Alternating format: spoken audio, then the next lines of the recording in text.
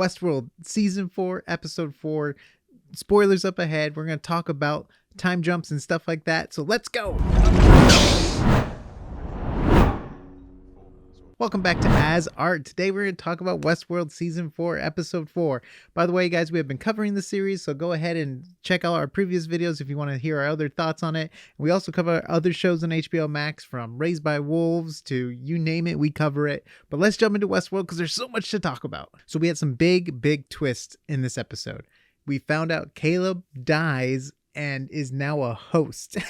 Major twist. It was kind of fun, not fun. Well, yeah, I guess you could say it was fun. It was fun because it was like when Bernard kind of realized that he wasn't human, and that whole thing, like the realization that Caleb had to come to figure out, like, whoa, I'm not human anymore. And it was a big twist. I didn't think Maeve died when they did the explosion thing. I'm like, oh, there's no way Maeve's dead. That she has to come back.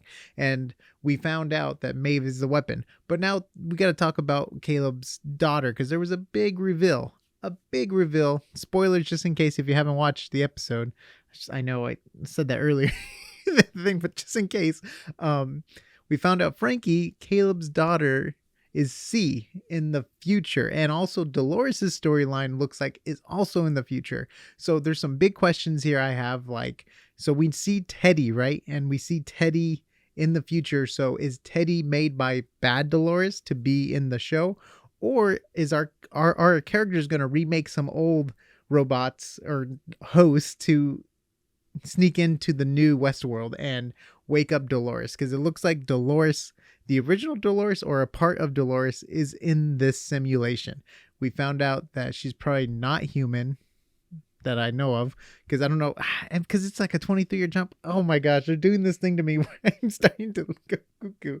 But a lot of fun stuff there. But let's talk about Bernard's storyline really quickly, and then we'll jump back to Caleb and all that stuff. So Bernard's storyline is he's still going with, he knows the future, and he's playing this he's walking this path, or he's walking this timeline to see where it leads him, kind of thing. Well, not to see where it leads him, because he kind of knows where he's going, but he's on this timeline path to find the weapon, which is Maeve, we found out. So Maeve has to play a big part because of the way she can communicate to machines and other hosts and control them. So there's something really special in her upgrade that the new robots haven't been able to activate. So there's something really special about Maeve. We'll probably find out the reason why she's super special. If they already told us why and I'm totally slipping and missing it, please comment down below. I would love to be corrected, or at least filled in that way, because I don't want to ruin it.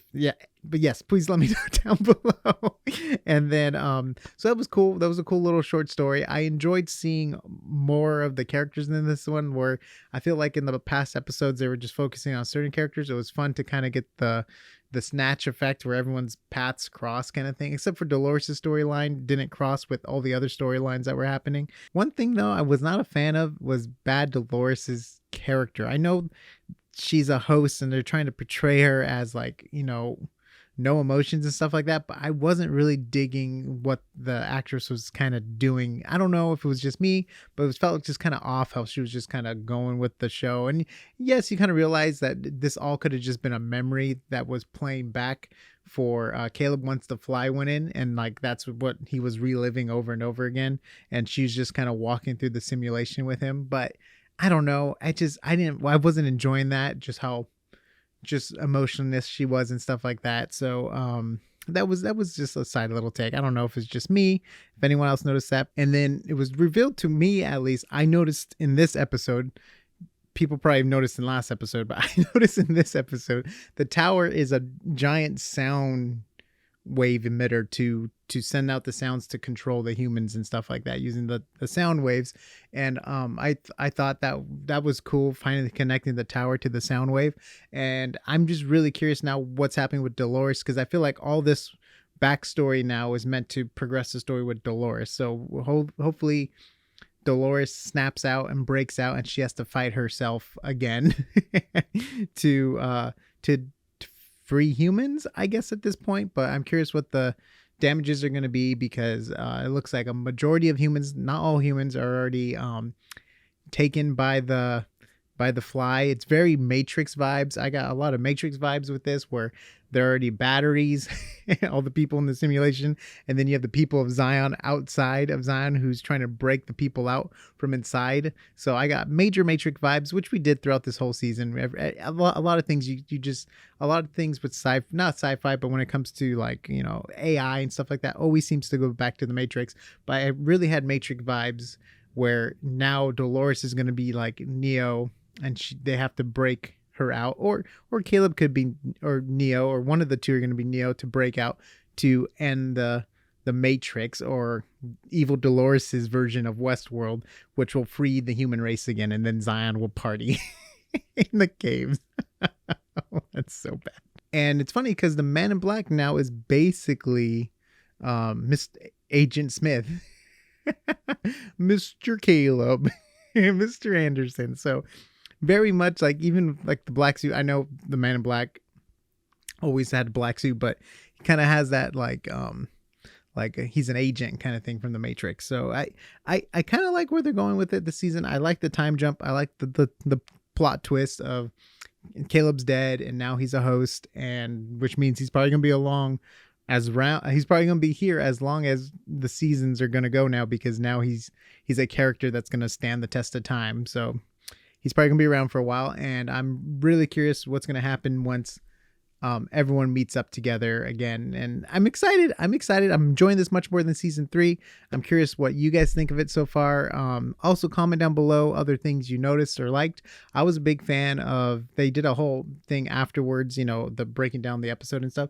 And I was a big fan of the explosions that were glass and stuff like that. I'm a big fan of visual effects. We also do VFX breakdowns here. So I just thought this beautiful glass is just, you know, especially when it's in a simulation and it's particles, you have some hero pieces of glass that you will animate towards camera and stuff if need be. But it seems like technology is getting there where it does such a good job. I mean, they freaking scan the set. It's so cool. If you get a chance, check it out. It's really cool. Watch the special behind the scene features. HBO does such a good job with the VFX and just quality of the shows and all that stuff. So let me know down below. Do you think it's like The Matrix? Do you think it's like something else? Are you happy with where they're going? Are there going to be dinosaurs in the park? No, just kidding. There's not going to be dinosaurs. Oh, maybe. I don't know. There might be a dino park.